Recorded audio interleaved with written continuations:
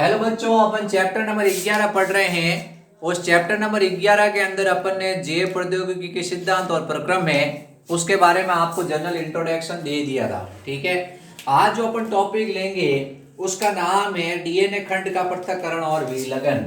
आज जो आपको समझाएंगे उसका नाम है डीएनए खंड है उसका पृथक्करण और विलगन। जो टॉपिक है उसका नाम है डीएनए खंड का पृथक्करण व विलगन। ठीक है, बहुत सरल टॉपिक है।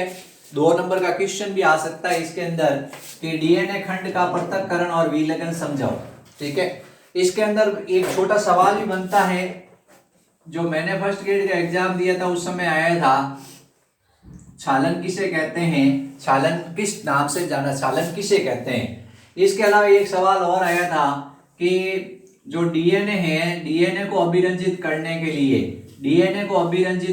लिए कौन से रासायन का उपयोग किया जाता है। 2 छोटे छोटे सवाल बनते हैं।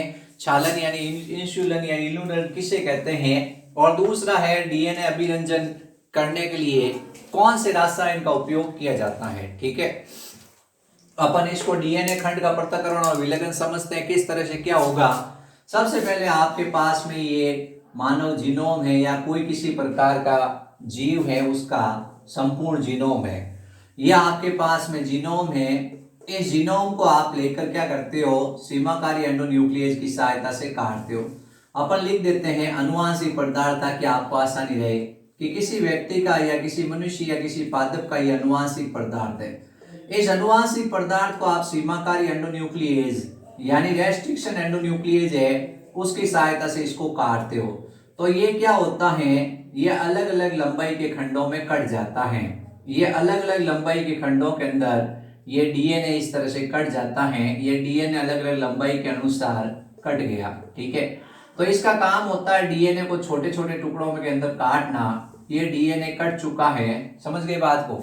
अब अपन कह रहे हैं कि कटे हुए डीएनए को अपन ये कैसे, चूंकि ये डीएनए कैसा अणु होता है, डीएनए आपको बताना है ऋण आवेशित अणु है। कैसा है, डीएनए नेगेटिव चार्ज मॉलिक्यूल्स है। ऋण आवेशित अणु कैसे याद रखोगे, इसमें फॉस्फेट होता है उसके ऊपर माइनस चार्ज आता है, ऐसे याद रखना डीएनए ऋण आवेशित अणु होता है। अब इस डीएनए को अपन क्या करते हैं, एक मशीन के अंदर डालते हैं। उस मशीन का नाम होता है एगारोज जेल इलेक्ट्रोफोरेसिस मशीन। इसका नाम होता है एगारोज जेल इलेक्ट्रोफोरेसिस यंत्र।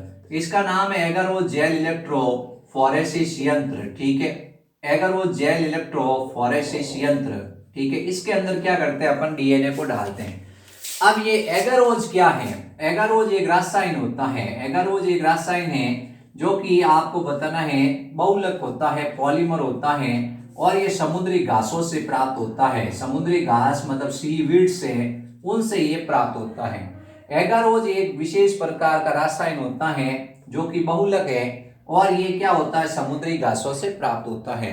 ये एक्चुअल में क्या है, ना ठोस है ना दर होता है। ये क्या, जेली के समान पदार्थ होता है एगारोज, और आणविक छलनी का काम करता है। यानी इसमें से कोई अणु होता है वो छन सकता है, इसमें से कोई अणु होता है वो छन के पास आउट हो सकता है।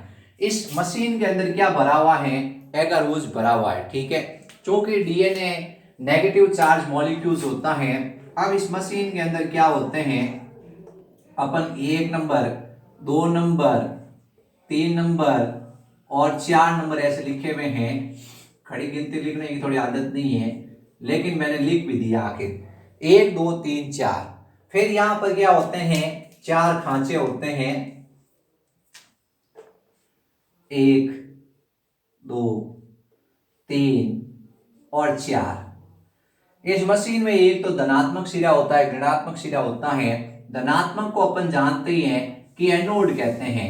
ठीक है, ये एनोड सिरा है, और ऋणात्मक सिरे को अपन क्या कहते हैं, कैथोड सिरा कहते हैं।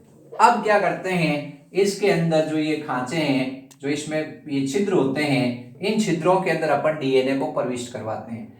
और डीएनए क्या होता है, अपने अणुभार के अनुसार व्यवस्थित हो जाता है। अणुभार के अनुसार व्यवस्थित हो जाता है। जैसे इसके अंदर डीएनए है वो बड़े आकार का यहाँ व्यवस्थित हो गया, फिर इसके बाद इसमें बड़े आकार का, फिर छोटे आकार का, फिर छोटे आकार का, फिर छोटे आकार का, फिर इसमें बड़े आकार का, फिर छोटे आकार का, फिर छोटे आकार का, फिर छोटे, फिर छोटे, फिर छोटे।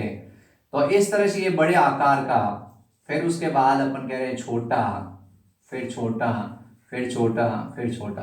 ठीक है, आप जानते हो एक रेस हो रही है, उस रेस में एक मोटा व्यक्ति है और एक पतला व्यक्ति है। कौन ज्यादा तेजी से दौड़ेगा? पतला व्यक्ति तेजी से ज्यादा दौड़ेगा और दूर जाएगा, है ना। तो इसमें नेचुरल सी बात है कि ये बड़ा वाला व्यक्ति है।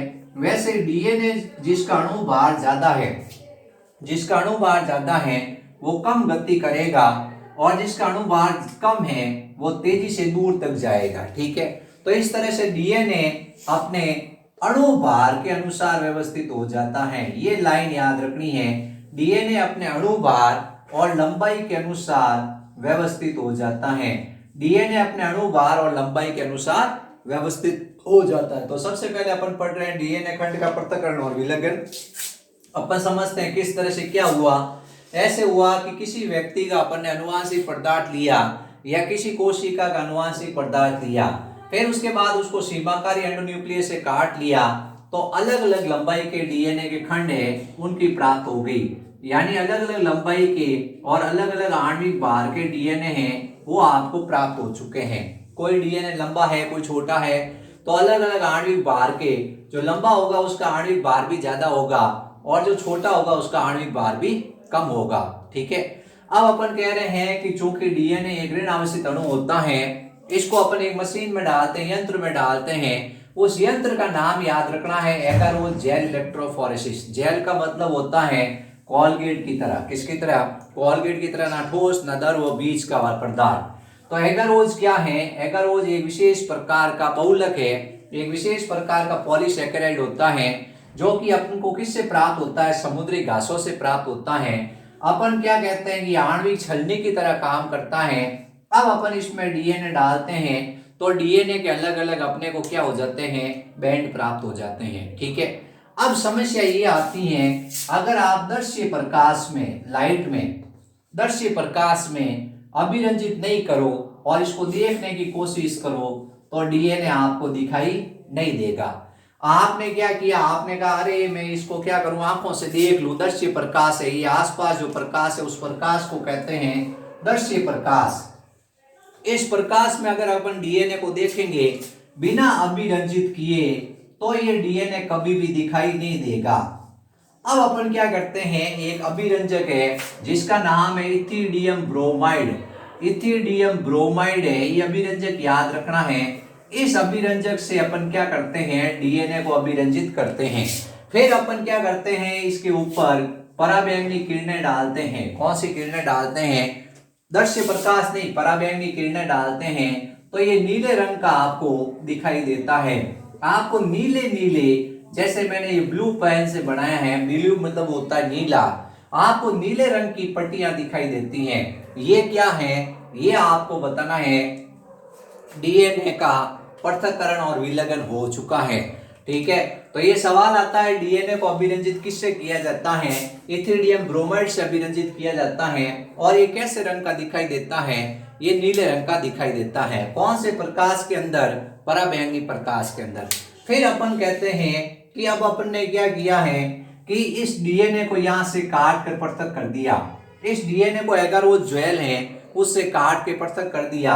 इसको कहा जाता है छालन क्रिया। ये सवाल परीक्षा में आता है कि छालन किसे कहते हैं। ठीक है, तो छालन के बारे में आपसे पूछा तो आप इसको क्या कहते हो? इल्यूशन भी कहते हैं। कई बार लिखा होता है इल्यूशन।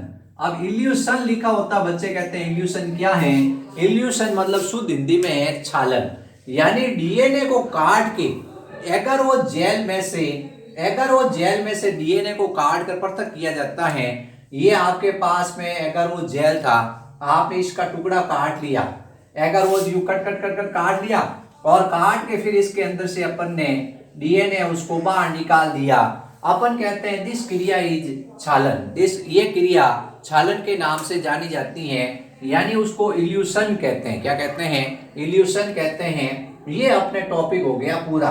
तो सवाल है डीएनए खंड का पृथक्करण और विलयन समझाओ। तो अपने को क्या करना है, अपने को बिल्कुल अच्छा याद करना है। अपने को ऐसा याद करना है कि वास्तव में महसूस हो कि अपन को ये बड़ा सवाल आए तो भी अपन कर सकते हैं और छोटा सवाल आए तो भी कर सकते हैं। सबसे पहले आपने अनुवांशिक पदार्थ लिया, फिर आपने रेस्ट्रिक्शन एंडोन्यूक्लियस से काट लिया, डीएनए अलग अलग लंबाई के खंडों में कट गया, इसको आणविक कैंची या डीएनए कैंची कहते हैं। फिर चूंकि डीएनए ऋण आवेशित अणु होता है, ये कौन सी प्लेट की तरफ जाएगा, ये एनोड की तरफ जाएगा। एनोड धनावेशित छड़ होती हैं और कैथोड आप जानते हो ऋण आवेशित छड़ होती हैं, ये सबको पता है। अब इसमें कंफ्यूज रहते हैं बच्चे, वो उसकी खुद की थोड़ी अंडरस्टैंडिंग है लेकिन उनको थोड़ा ध्यान रखना है। ए मतलब पॉजिटिव सोच है, ठीक है।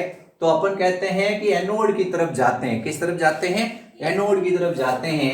अब अपन क्या करते हैं कि इसके अंदर जब डालते हैं तो डीएनए क्या करता है, अपने अणु भार के अनुसार व्यवस्थित होता है। बड़े आणविक आकार वाला अणु वहीं रुक जाता है और छोटे आणविक अणु वाला आकार वाला अणु ज्यादा गति करता है, ठीक है।